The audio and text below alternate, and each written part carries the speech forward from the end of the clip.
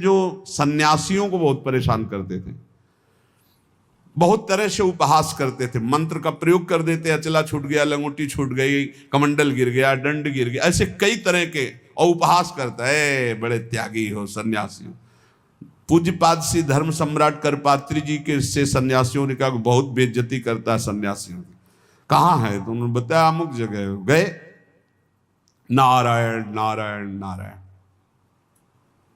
उसने अपने मंत्र का प्रयोग किया, कुछ नहीं। हाँ और भाई जितना पावर हो कर लो। उनका आप धर्म सम्राट करपात्री जी हो क्या? बोले आपको इस परिचय से क्या मतलब, आप अपना तंत्र का प्रयोग कीजिए और जब आपका हो जाए तब मुझे बताना, बस एक बार नारायण बोलूंगा।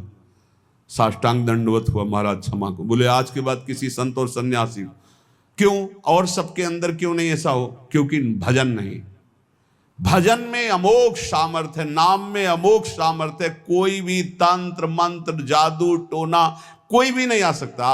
आप अकेले नहीं हैं, आपके आसपास शक्तियों की सुरक्षा है। आप क्या समझते हो? आप श्री जी के गोरे चरणारविंद की शरण में हो तो श्री जी के चरणों में सुदर्शन चक्र, श्री जी के चरणों में कौमुदी गदा, श्री जी के चरणों में सब जो चरण चिन्ह है वो किसके लिए हैं? हमारे लिए ही तो हैं। हम भक्तों की रक्षा के लिए हुए हैं। श्री राधिका चरणारविंद की उपासना करने वाले उपासक की सुरक्षा चरण चिन्ह करते हैं।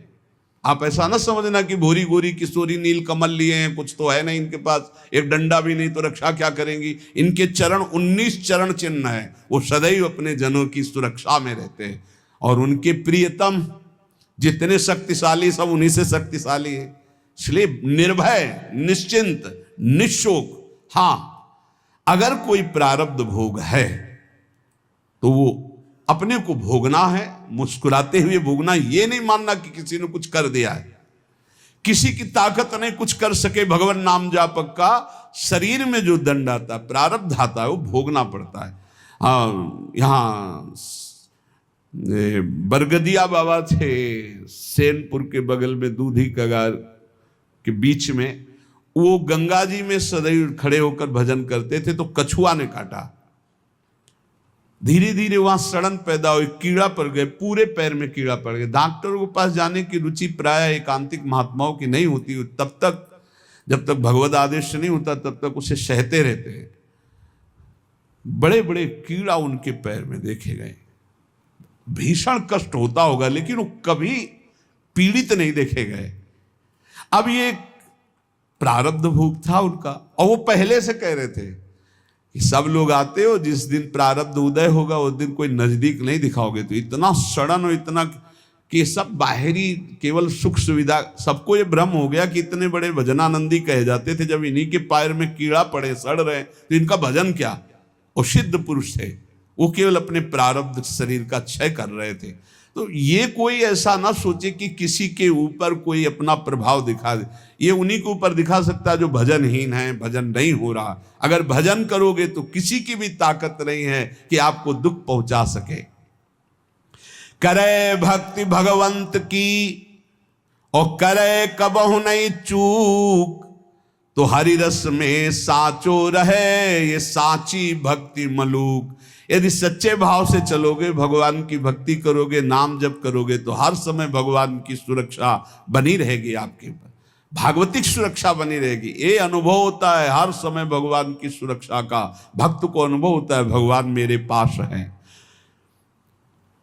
जे तेरे घट प्रेम है तो कहीं कहीं न सुनाओ, अंतर्जामी जानिए अंतर्गत को भाव। सुमिरन ऐसा कीजिए दूजा लखे न कोय, ओठ न फरकत देखिए प्रेम राखिए गोय। ऐसा भगवान का भजन करो कि ओठ भी फड़कने न पावे, अंदर ही अंदर नाम चले, कोई जान न पावे तुम कितना नाम जप करते हो। अंतर्यामी भगवान का यदि चिंतन कर रहे हो तो किसी को बताने की, दिखाने की, जताने की जरूरत नहीं। और जब आप ऐसे भजन करोगे तो जहां जहां बच्चा फिरे तहां तहां फिरे जुगाए, कहे मलूक जहां संत जन तहां रमैया जाए। जैसे बछड़ा जहां जहां जाता है गाय रंभाती जाती, ऐसे जहां भक्त चरण रखता वहीं भगवान होते हैं आसपास। चिंता करने की जरूरत नहीं है।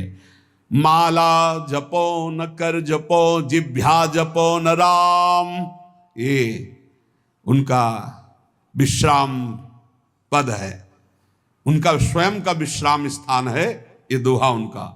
माला जपो न कर जपो जिभ्या जपो न राम, सुमिरन मेरा हरि करे मैं पाया विश्राम। ये स्थिति है, ये स्थिति, ये स्थिति है।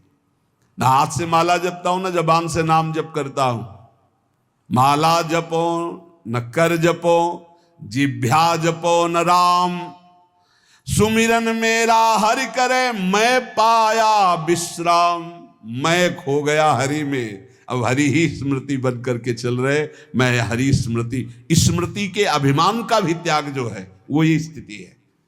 ये तुम न शुरू कर देना, हाँ कि न माला जपू न कर जपू न जिभ्या जपू, अब मेरा हरि सुमिरन कर रहा है, ऐसा स्थिति की बात है ये। प्राय ये बातें ज्यादा पकड़ी जाती सिद्धावस्था वाली, कि जैसे उसमें लिखा ना सुधा निधि में, लिखंति भुजमूल तून खलु शंख चक्रादिकम विचित्र हरि मंदिरम। तो एक साधक मिले, अन्य कहीं से जुड़े, तो श्री हरिवंश ने कहा आज तिलक रचना नहीं, उसकी जरूरत नहीं।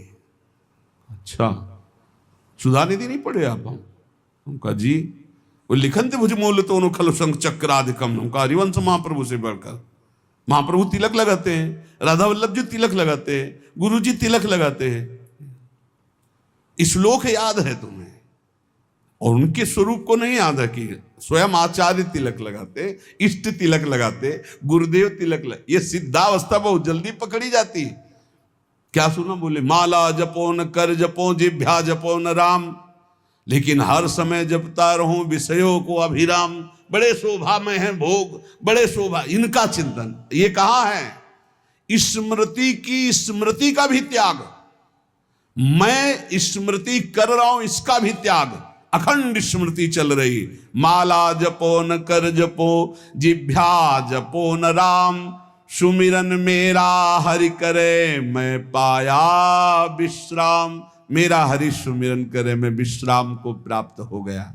भगवान श्री कृष्णचंद्र जी महाराज अर्जुन जी से करुणा करके उपदेश कर रहे हैं। गेया यह स नित्य सन्यासी, वही नित्य सन्यासी है। अपने लोगों ने सन्यास शब्द से समझ लिया है कि जो दंड ले लेता है, जो घर बार त्याग कर देता है, जो लाल कपड़ा पहन लेता है या जो पीले कपड़ा पहन लेता है, वही सन्यासी होता है। भगवान यहां सन्यासी की परिभाषा कह रहे, गेया स नित्य सन्यासी यो न द्वेष्टि न कांक्षति, निर्द्वंदो ही महाबाहो सुखम बंधात प्रमुच्यते। हे महाबाहो, हे विशाल भुजाओं वाले, या जिनके बड़े महान होते हैं, गुरु या बड़े भ्राता, तो दोनों अर्जुन के बड़े महान हैं। भ्राता धर्मराज युधिष्ठिर हैं, गुरु जगत गुरु भगवान श्री कृष्ण है। इसलिए भगवान ने अर्जुन को कहा महाबाहो, तुम महाबलवान हो, तुम ऐसा कर सकते हो। क्या? किसी से द्वेष नहीं करना। सन्यासी कौन? ना द्वेष्टि न कांक्षति, ना किसी से राग है, ना किसी से द्वेष है, और ना कोई चाह रह गई है, चाह रह गई है। यह है कसौटी। पूज्य श्री सद्गुरुदेव भगवान जो बाल्यावस्था में स्वीकार किए थे, जिनकी पहली बार संसार से निकलकर शरण में हुए, वही अंतिम तक ले चल रहे हैं विविध रूप परिवर्तन करते हुए। उनका स्वभाव था, फलाहार करते थे एक बार 24 घंटे में, और नारियल का खप्पर था। अब जैसे कोई भिक्षा लाया, आलू घिया ऐसे उबाल के, ऐसे नमक नहीं, बड़े कड़े नियम उनके सन्यास के थे। खप्पर ऐसे स्वामी जी डालें, खप्पर पलट गया नहीं।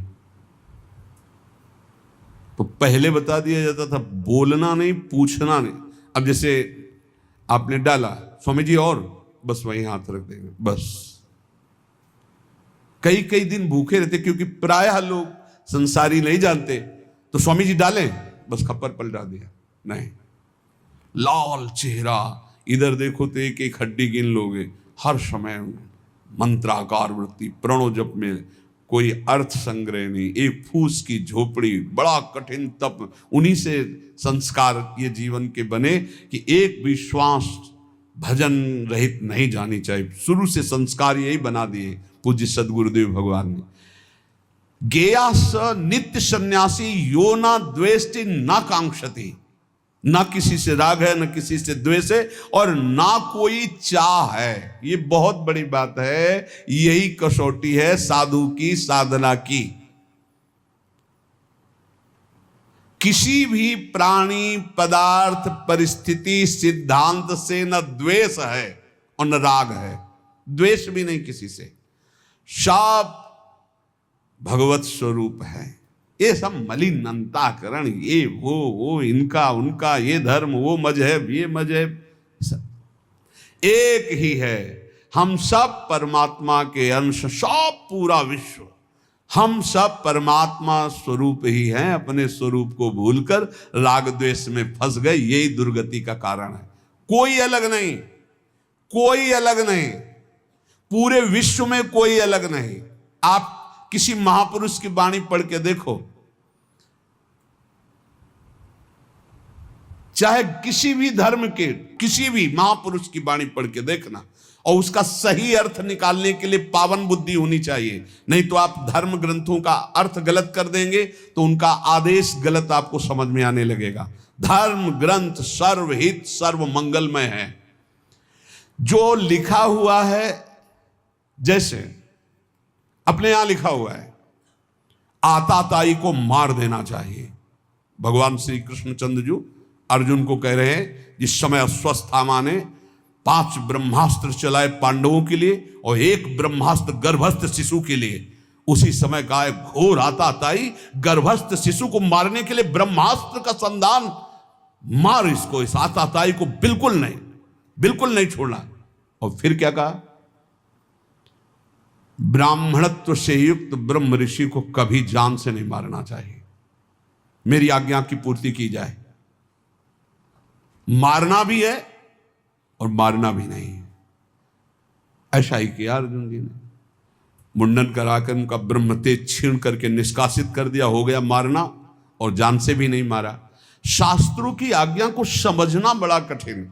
भजन के द्वारा सबकी बुद्धि शुद्ध हो, ऐसा सोचना चाहिए। भजन के द्वारा ना द्वेष्टि ना कांक्षति, ना किसी से राग ना किसी से द्वेष और ना कोई चाह, वही सन्यासी है। बस इतने को पहचानो।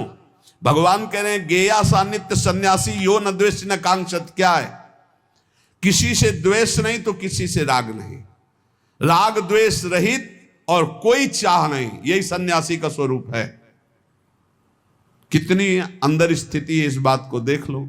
ये भजन बल से जागृत होगी, क्योंकि जितना भजन करोगे उतने ज्ञान होगा, और ज्ञान से दिखाई देता है कि शरीरों से राग होता है, शरीर की क्रियाओं से ही राग द्वेष की उत्पत्ति होती। अनुकूल क्रिया तो राग और प्रतिकूल क्रिया तो द्वेष।